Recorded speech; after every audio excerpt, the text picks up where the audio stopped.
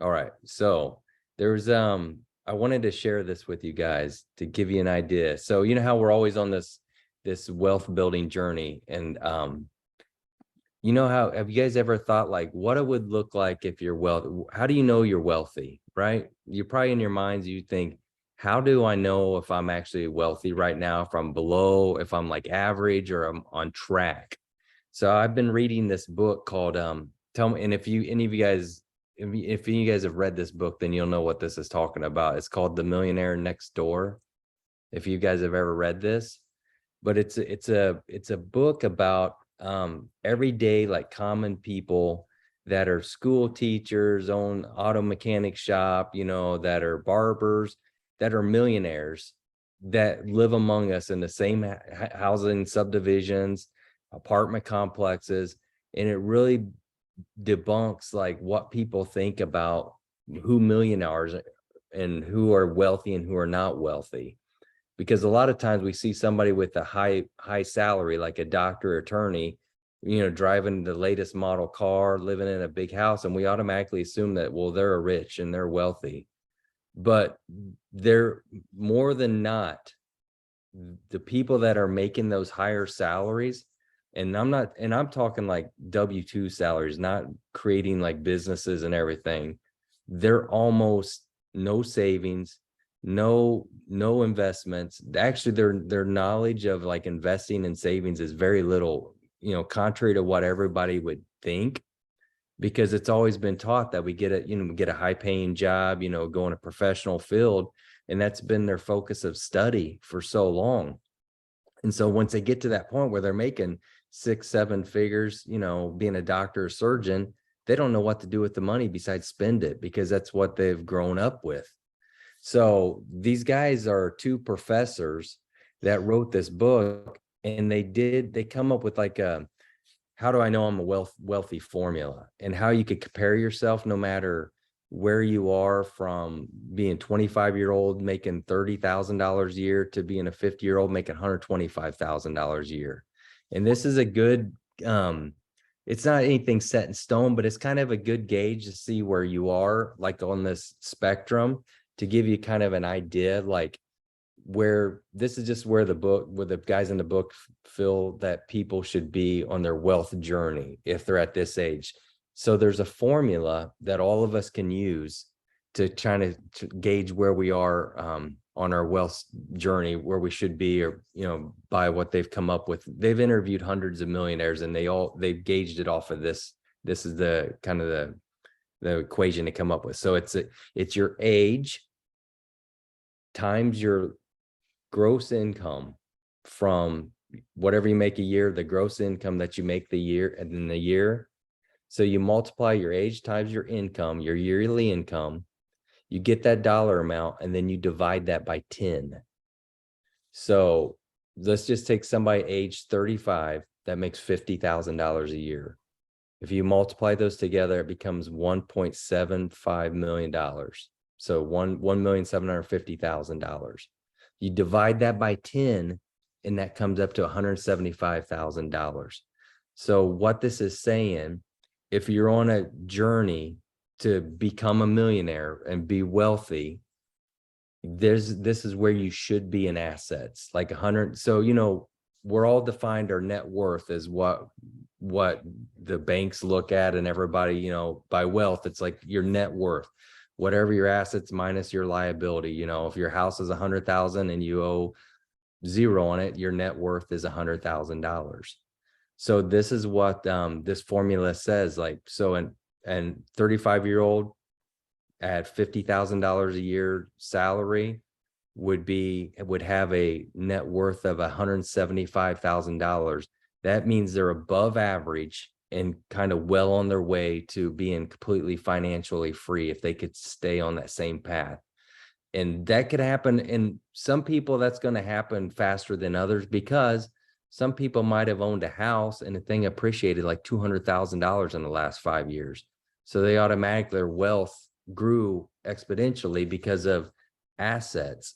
So that's why it's really important as we're growing that we really focus on building assets in all of our portfolio, whether it's stocks, whether it's crypto, whether it's houses, whether it's businesses, building assets are going to get us to that wealthy, wealth factor.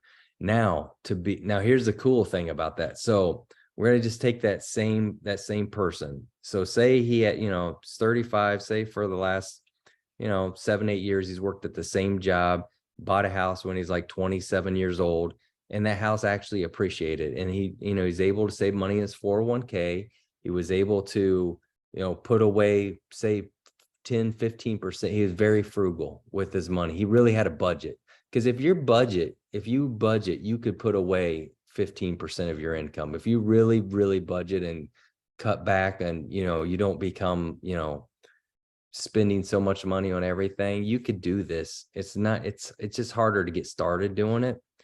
But say you had $175,000 now, to be completely considered wealthy, you just take that number, multiply that by 2.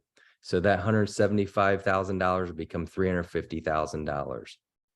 At that point, you're completely 100% like financially free. With that 150, with that dollar amount, you would be able to live at your same current expenses, okay, your current living expenses, not changing anything, for the next 10 years. So think about that.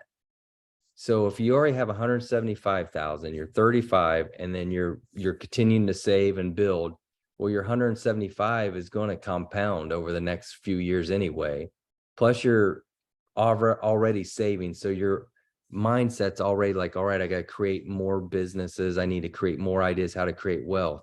So you're really not that far away from being, completely free to not work if you don't want to, as long as you stay at the exact same level of expenses. And you don't, because what happens, most people get a better job. First thing they do, well, I need to get a better car now, because my old car was not getting me to work very much, and that's what we do. And then, well, now I got a better car. I'm going to go from, the iPhone 12 to I'm going to go and get the new iPhone 14 now because I can afford it. So, and this is what keeps us from creating the wealth, effect in our life. Because what really happens, and also not overstimulating. What's that? Who was that? Okay. So anyways, so that really stops us from creating that wealth factor, because what happens is we become like high consumer lifestyles. Like the world's programmed us to become like this high consuming lifestyle. And that's what we have to like deprogram our minds, that we can't consume as much.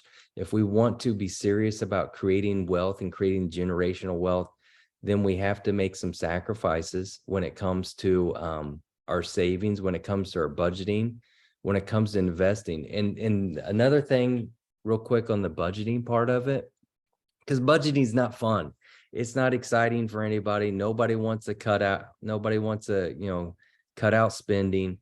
But if you start thinking about, all right, I'm going to cut back my consuming as much fast food and consuming, different things, and I'm going to take that money and I'm going to start really thinking about, if I could save 10% a month, I'm going to find a way to invest that 10% instead of just thinking about, well, I'm just going to find a way to save the 10%. We want to think about ways that we can invest it into, whether it's like creating like what we're talking about now about starting our businesses. Well, let's start thinking about how we can invest that savings at 10% into creating our business, whether it's, from how can I invest that money to set up my LLC? If I want to start getting on social media and I want to do paid advertising, I can invest that money in that. That is an investment in your business that's going to actually propel you through the next, next part of this. I mean, does the wealth, does that make sense to you guys? The formula, it's not anything set in stone, but it's in real quick. Again, it's your age times your yearly income. You get that amount and you divide that by 10. And if that's your assets that you should be at this age, whatever, if it's 25, I did the age 25 at a $31,000 a year income. That's not a lot. So it could be for anybody, and that would be like $78,000 a year. But what this tells you is that no matter who you are, if you're a doctor making $600,000 a year, their assets have to be way higher than yours do to live the same lifestyle they're living. So this is on that wealth continuum, continuum. It doesn't matter how much you make. Yes, obviously, if you make more and you're very frugal, that's great. But the majority people that make more money, they spend just as much or more than the people that make less money. It's a mind shift. So it's really, we all could be wealthy. We all could be independently free to quit our jobs if we work hard and stuff. I mean, nobody has no one person, doctor doesn't have an advantage over somebody working at McDonald's. And that's where I got that 25-year-old at 31,000 work at McDonald's for $15 an hour. So everybody has the exact same advantage and has the same possibility to become free. It's just how dedicated are we to sticking to our consuming, right? So that being said, tonight, I think Josh is with us still. He might be logged under Deanna's name, if I'm right. Are you there, Josh? He was there, maybe disappeared.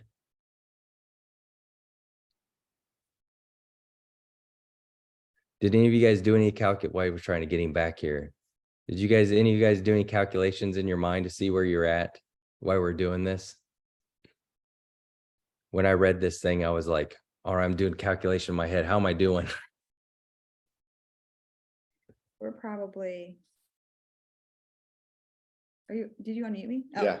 Hi. I think we're at least halfway. That's good though. I think. Well, yeah, I mean, I haven't checked like how much our house is worth recently. You know what I mean? And I don't know how much Joe has in all of our investments. And so, but I would assume we were about halfway. That's good. And you guys have been diligent. So, but now that you have like a formula and you hear that, like as soon as I heard that, I'm like, oh my gosh, I got to get to this dollar amount so I could feel like I'm like on track, because we really don't have any goals. I mean, everybody's like, oh, well, you're wealthy, when you quit your job. Well, what's that mean? This is like a simple formula, like you could kind of gauge where you are. And the assets, when we're talking about the asset number, it's because you need assets to live off of. If you're going to quit your job or, be a freelancer, you have to have income coming in from somewhere. So you either have to sell all your assets, put that money in the bank and live off it for the next 5 to 10 years, or your assets need to produce income for you so you could live off that income. So that's why it's so important, so important that we build up assets. We're not just trying to get better jobs. We're literally trying to build businesses, invest in properties, different stocks. We need to build assets up so we could be free to do this. That's the only way this works, unless you win a big pile of money from somebody, or you inherit a bunch of money, but that happens to very few of us. All right. Anybody else? Chad, can you repeat the formula? Yes. It is your current age times your yearly salary, your gross yearly salary. So you get that dollar amount and you divide that by 10. Okay, perfect. And that's where you should be if you're like above normal, like saver, and you've been investing. Like if okay, that's not me, but thank you for thinking that. Yeah, I mean, that's really what it is. And for most people, they're not there. They're not there. But this is when they did this interview, they interviewed millionaires, and this is where they were at the time. And this is how they kind of figured it out. Like they were on the right track to get to where they needed to be independently wealthy and become millionaires.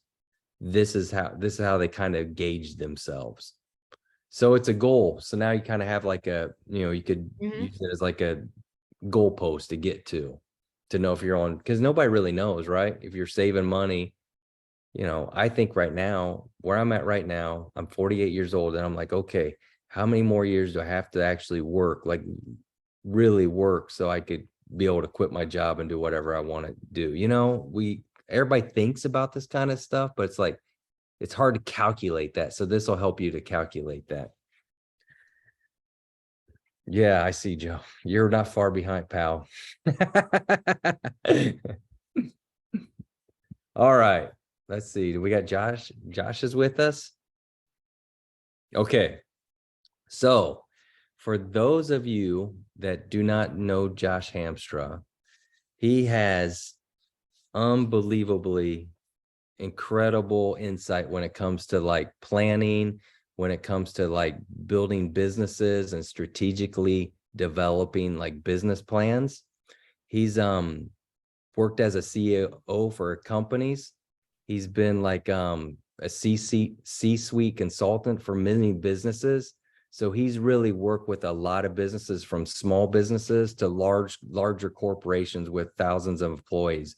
He's actually seen all different realms, and he's come up with some incredible ideas and ways to create the next steps, and like he says, tactics to get us from the place we are right now with our businesses.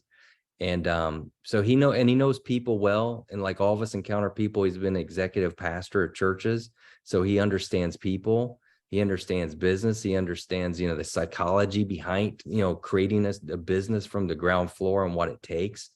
So he's been so kind to join us tonight. He's going to just share just a 10,000-foot overview of like, what's the next steps, how would you get there, and then from there, if it's something that you guys and that, like I said, with this group, if it's something that you say, oh, this would be very beneficial for me, and I could use something like this, he could get together with you one-on-one, and he does this himself, you know, to actually, as a business too, to help you create your own business when I'm like full blown from the start to finish kind of thing. But that's part of the group, is so we could actually empower each other and share resources. And Josh is a huge resource for everybody that wants to take advantage of it. So I'm going to turn it over to Josh now and let him share a little bit. Man, well, thank you so much, Senor Chad. Well, it's good to see some familiar faces, Pastor Joe and Chrissy, all the way out in sunny California. Yeah, Mary Lucy, it's Tony and Priscilla. Man, I miss you guys. But yeah, thank you so much, Chad. We're gonna jump right into it. I literally just got off of another Zoom seconds ago. So jumped on that one to this one.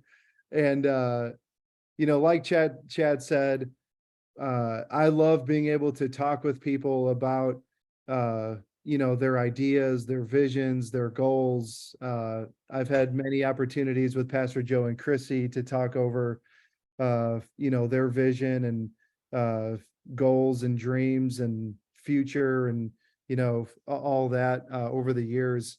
And you know, something that, and I have just a little document that I've used for a long time, and really it like it hasn't changed. And so a lot of people are like, you know, is there a specific process to get somewhere, or to build something, or to develop something? And really there is specific things that you could be thinking about that is process driven, but at the end of the day, it takes a lot of hard work. So anytime someone sees someone who's successful, or someone who's built something large, someone who has whatever it is, whether it's a business or a church or a nonprofit, what a lot of people don't see is literally hundreds and thousands of blood, sweat, and tears to build. And Pastor Joe and Christy know that more than most. Of your, you know, your fingers are bleeding at the end of the day, and you're like, man, this is a lot of work. This is a lot. But there is things that you could be thinking about as you develop things, as you build something, and we call it the V most. So which is vision, mission, objectives, strategies, tactics. I don't know if Chad and Deanna have spoken about this, or I'm sure that they have at some point. But what I'm going to do is share my screen, because let's see here. Hold on.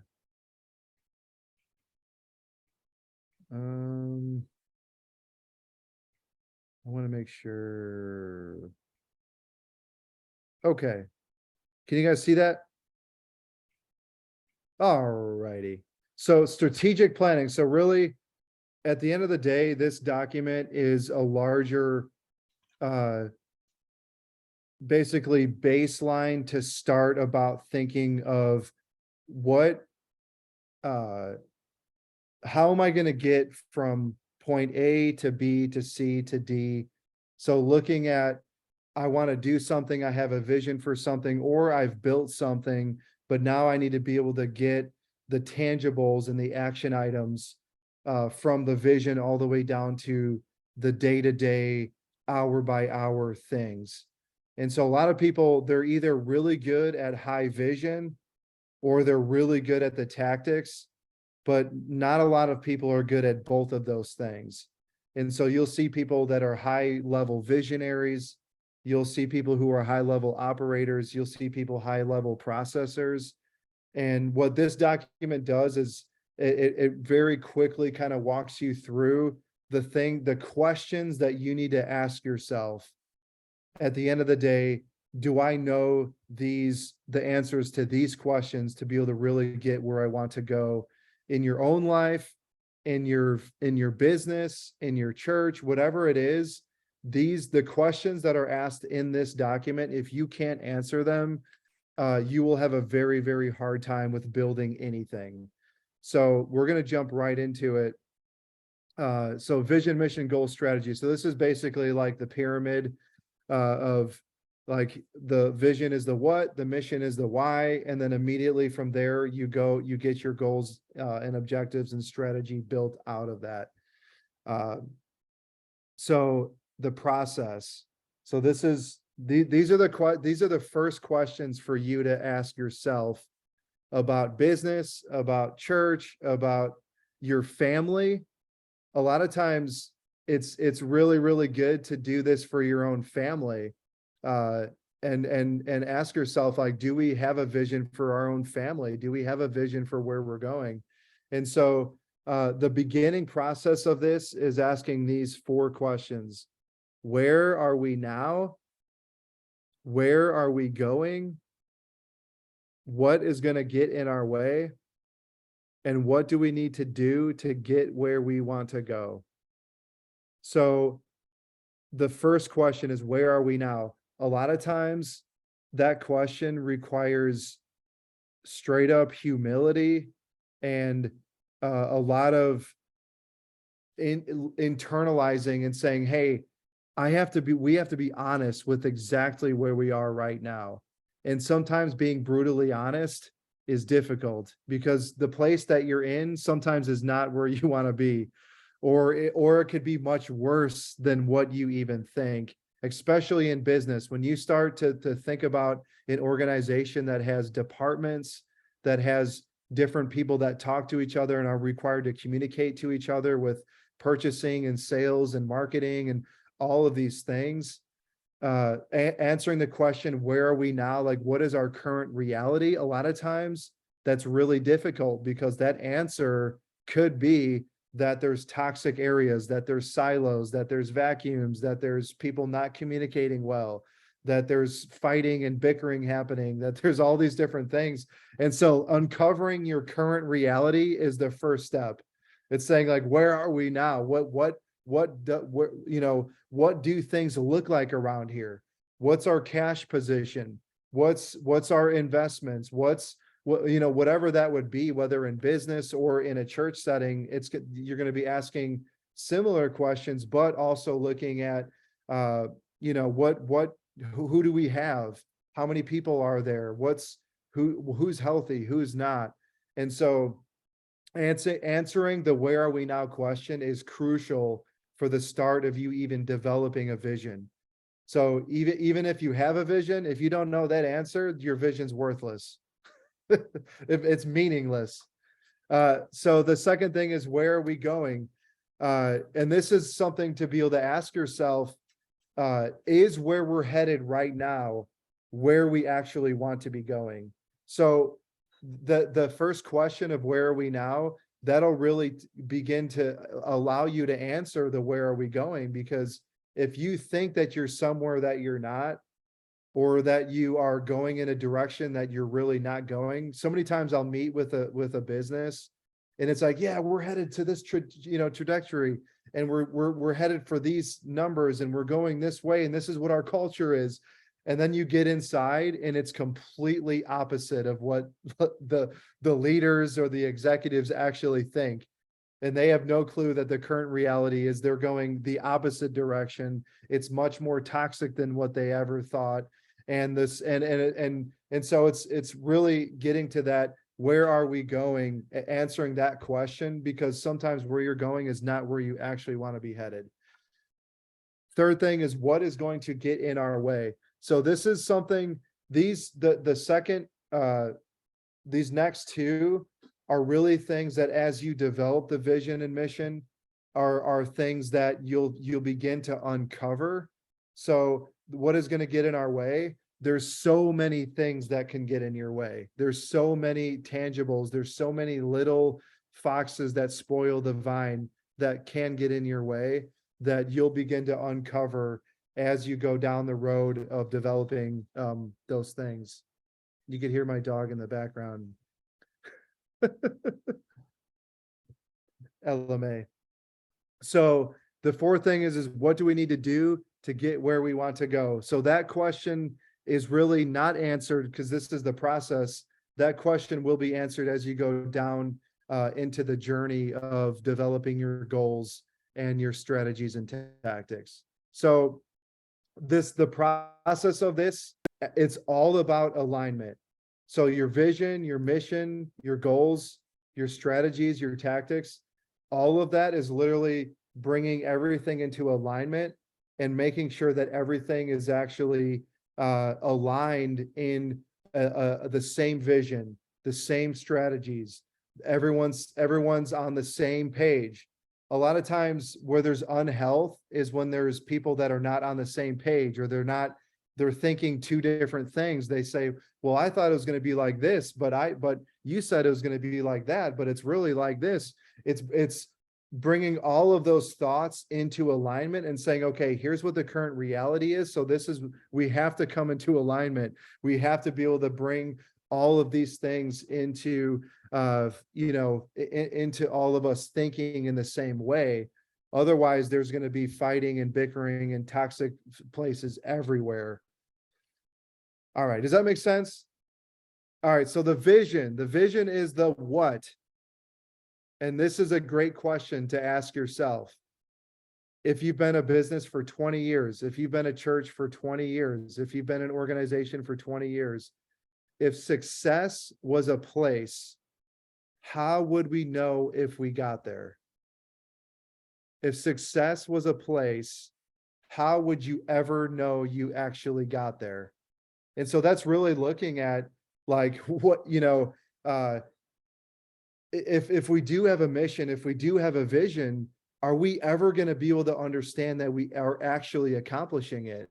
Like, do we know that we can do it? Do we know that it's even possible?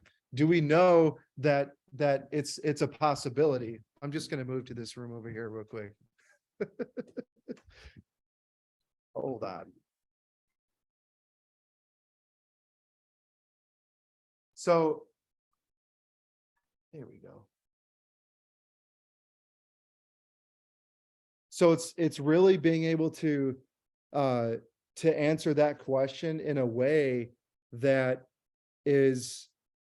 makes sense for the organization that you are in. So it's looking at that idea of, like, do we know what success actually looks like? Do we know what it looks like? And if we do know what it looks like, are we ever going to be able to celebrate that we got there? are we ever going to be able to understand that, hey, the thing that we've been trying to do for years and years and years, we actually are getting there. We're on the way there. We're headed there. And so it's being able to answer that question. And so with the vision, it's where are we going? Why should we go there? What is winning? Where do we see ourselves in 10 years? And what is a big goal that can unite your entire team? So I know I just went through those fast, but it's, and we could, that you guys could have this document. I'm sure Chad, I could give this to Chad and he could send it to you guys as well.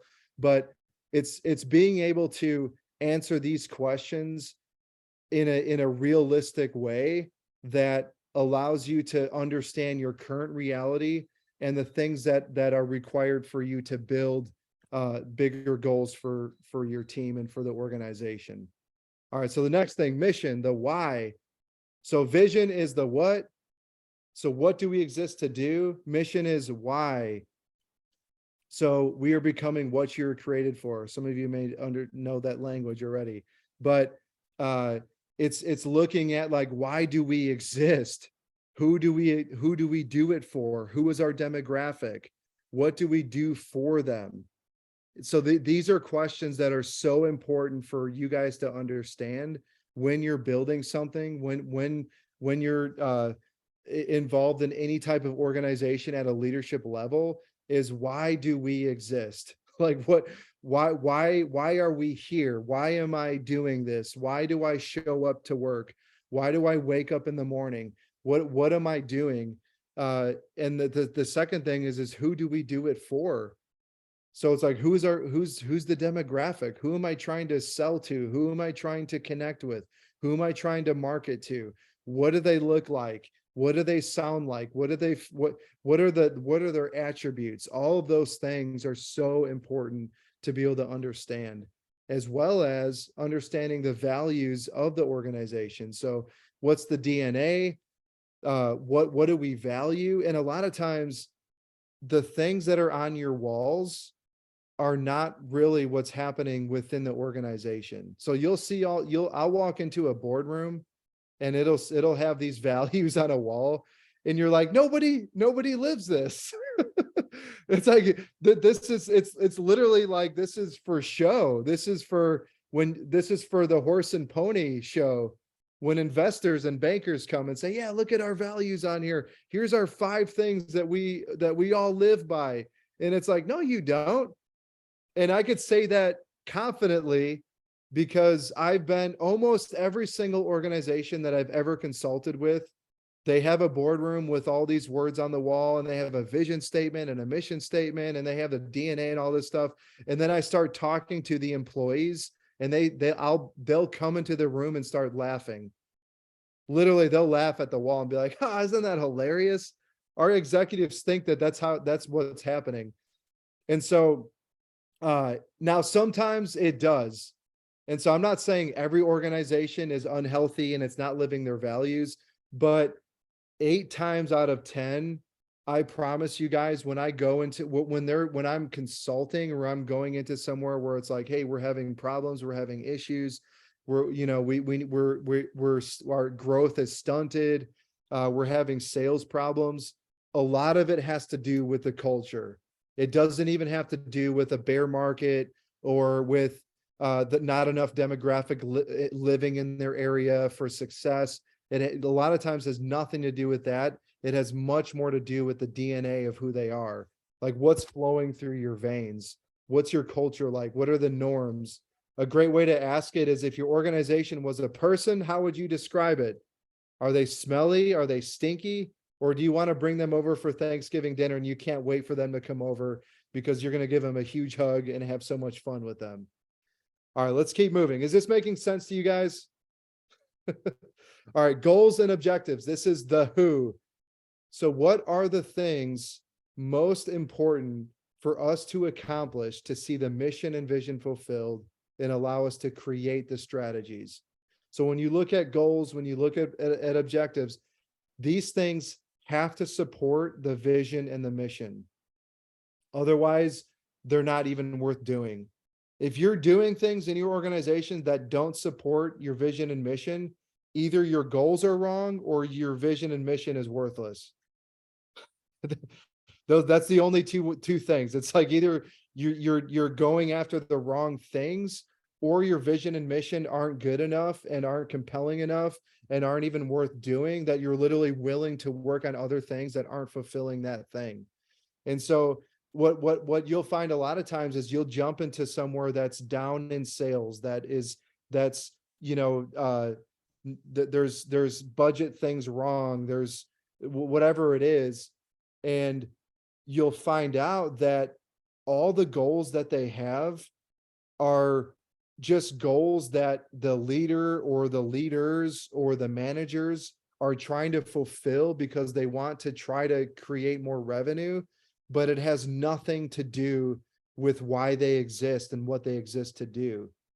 And a lot of times when you veer off from the vision and mission and your goals, that's where you'll have stunted growth. That's where you'll have a really hard time with building something, because it's like it has to support it in ways that are tangible for people. So it says goals must be fueled by the values and the DNA of the organization. So it's when you think about the mission has something to do with your DNA. And once your goals are wrapped around the DNA and the values, that's where people love to come to work. It's like, man, I can't wait to get there. I can't wait to be a part of this thing. I can't wait to be a part of it. I can't wait to join this thing, because it's fueling the mission that why you exist. So the goals are what people hear the most and are what is spoken the most, and it must support those things. So the strategy is the how. So this is getting deeper into things that people touch and see. So getting into strategy and then tactics, these are things that people feel. These are things that people touch. These are the things that people are, this is getting into the marketing, getting into the touching points. This is getting into what are the things that you're doing that people can connect with. So what are the things that we are going to do to achieve our goals, live the mission, and move towards the vision? So like I said, these are things that people will take part in. This is what they serve in. This is where they work in. This is what they give towards. So when you talk about a church, the strategies are the very things that you're doing that everyone has a part to play in.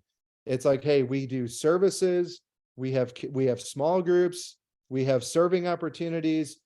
Those are the strategies of a church. In a business, it's the tangible things of how you're executing the delivery of your product to people. So it's like, hey, we're selling these widgets. How are we gonna sell it? We're gonna have distribution centers. We're gonna have wholesale opportunities within these cities. We're gonna have, and so it's some of the bigger activities that you're gonna do. And then every single tactic is then created from your strategy. So let's say you say, we have a business and we're selling this widget and we want to sell it in Baltimore. So your strategy is going to be that you're going to open a brick and mortar store on the most trafficked corner of downtown. That's a strategic element to your business. Your tactics are going to be everything now that support that strategy, that are the things that people will actually do in the organization. So the tactic is, we have this store that's selling these widgets. Now we need a truck that we have to buy and a driver that has to drive the truck, and they have to have a GPS in their truck to know where to go. And they have to have, and so it's like, it's literally the physical touch points that now are supporting the strategies that you have. So in the church world, the strategy is you have a service. The tactic is then, how do we now deploy this service with people, with things, with iPads, with sound equipment, with chairs? There's all these tactics now that you have to deploy to actually execute the thing. So let's say in marketing, it's like, hey, we're going to do the strategy for our marketing team is we're going to have these 7 billboards that we're going to do. now the tactic is going to be the physical execution of those billboards, of people making calls to do them. We need now someone to build out the graphic for it. So we have to pay for that now. And are we going to use Fiverr? Do we have someone in-house?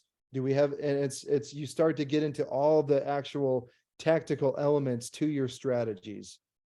So next steps, all tactics, which are actions, are created at this point in the process. So what can you do today? Ask yourself the most important questions from the vision and mission process. So the best thing to do is answer these two questions. Where are we now and where are we going? If you could answer those two questions for your organization, for your church, for your business, for your family, like, hey, what is our current reality? Are we healthy? Do our kids, are they healthy? Do they know how to wake up in the morning and eat cereal? And do they know how to dress themselves?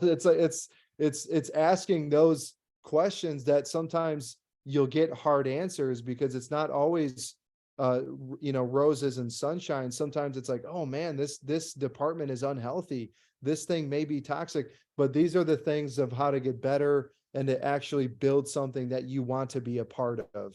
Because we've all been a part of something that we were like, man, is this even worth it?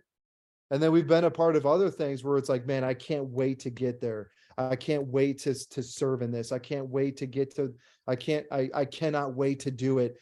When you're saying those things, there is a clear vision and mission, I promise you. So that's like the high level 40,000 foot VMost. And we walk people through this a lot. And it's so much fun going through this, because it is a time for you to go through like investigation phase, for you to be like, man, are we doing the things that we said that we would do? Are we actually fulfilling the vision that we said that we were going to do? And a lot of times you're not. And even us, at whether it's at our church, whether it's in a business, a lot of times going through this every single year, you'll find out it's like, shoot, we aren't doing the very things that we said that we were going to do. We're not fulfilling the vision. We're not fulfilling the mission in the way that we know that we can do. And so I just want to challenge you guys, no matter where you're at in your journey, no matter like if you've been doing it for 50 years or you're in week 1 or month 1, it's so important to understand and be able to ask those questions, because I promise you, a lot of times you will find out that things are different than what you think they are. And the reality is much different than what you think it actually is. And that's so healthy, because it humbles us. And it says, okay, we don't have all the answers. We don't know what we're doing in all these places. And it allows you to be able to get help. It allows you to be able to ask questions and bring people in that can help you. So that's what I got for you guys. I know I went really fast, but I know I want to be, it's 9:06 Central and 10:06 Eastern, and for Pastor 11 o'clock in Puerto Rico. Yeah.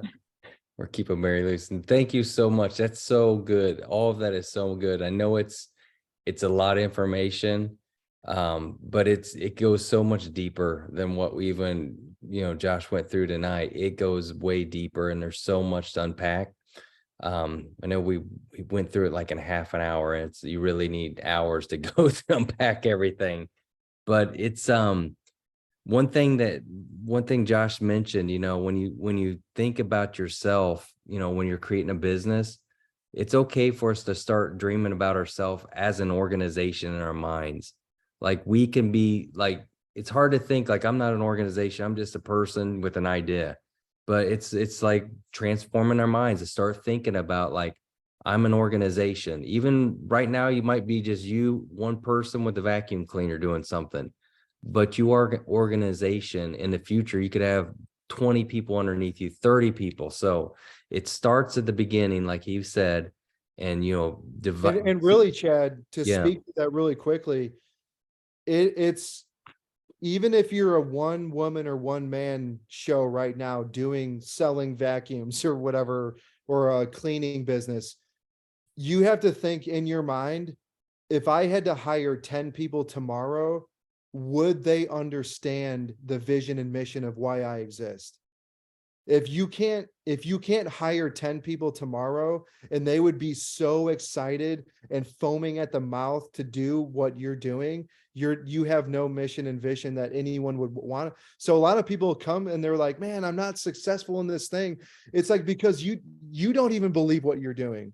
Like, you don't even have a vision for what you're doing. So I want to be able to hire 100 people tomorrow and all of them be like, man, this is going to be the best job I've ever had in my whole life. I cannot wait to do this. I can't wait to work for this guy. I can't wait to work for this woman. And if you can't think about that in your mind, then your thing is too small. Like, what your dream is too small. Like, I want to be able to hire 1,000 people tomorrow. Like, someone gives me a budget and says, hey, Josh, here's $1 million. Go hire 1,000 people for your thing. I want to be able to do that, and all of them feel like they have purpose and say, wow, I get to be a part of this. Even if it's selling vacuums, even if it's cleaning houses, even if it's whatever, a side business or a side hustle or whatever that is, renting Airbnbs, it's like you should have a vision for that that's big enough to hire an unlimited amount of people, because that's how you scale and grow. That's Thinking so about the good. 100 before the one comes. Well, he says it so much way better than me. It sounds awesome, but that's exactly my mind. What he's saying is that's what it is. We have to start thinking about ourselves and like what we're wanting. Do we really love what we're doing? If we don't, find something else. Don't just do something because you think it's going to make you money. If it's not something you like doing, you'll never be able to convey what Josh just said. You'll never be able to do it. You'll get tired of it really fast. So does anybody have any questions? I don't want to keep you guys too much longer because I know it's late, especially for Mary Lucy. I don't want her to fall asleep on us. Anybody? What do you guys think? Does this help you guys? All right. So thank you so much, Josh, for doing that. That's incredible. We are gonna give you guys this presentation when we send out the email, like a follow-up email. We'll send out this presentation in an email, so you guys will have it. If you guys want further information, like once again, if you guys need further information, develop your business or develop a business plan, we're here to support you on that. That is part of what we do. So just reach out to us directly, Deanna or myself, and then we could get you set up with the right person and everything to do that. We'll send you some next steps. We are going to have our next meeting at the end of December, and we will be doing it from Puerto Rico. So we might be in Mary Lucy's house doing the meeting next month, but we want to continue to go. If you guys could join, that'd be incredible. I know it's a busy time, but we don't want to, even if one person joins this group on that time, that's worth it all, because we want to keep the momentum going every month on this thing. And probably next week, we might get into the next meeting. We might start getting into the houses and stuff. So that might be just a little bit more incentive for people to show up, because that's what people are excited about a lot. So other than that, I thank all of you guys. I appreciate you guys joining tonight. Please reach out to us if you have any questions. We will send you an email with greater details and things that are coming up, and we'll let you know, what's coming up at the next meeting, what to plan for. But try to start thinking about the businesses that you want to do and think about ways you can implement what you guys learned tonight. And then we could go further in detail, like individually on those things. If anybody has any other questions, I'll give you like a couple seconds. If nobody raises their hands, we'll be done. Oh, there's Pastor Joe's got his hand up. Look, he's ahead of me. So one thing, P. Josh, when you were even saying to like, where are we now? I was telling Chrissy when you asked that, I was listening to a podcast earlier of a pastor, and he's out of New York City actually, and he's in his 60s, I think he said. And they had a mission to be a multiplying church and plant other churches. And he's like, we haven't planted one.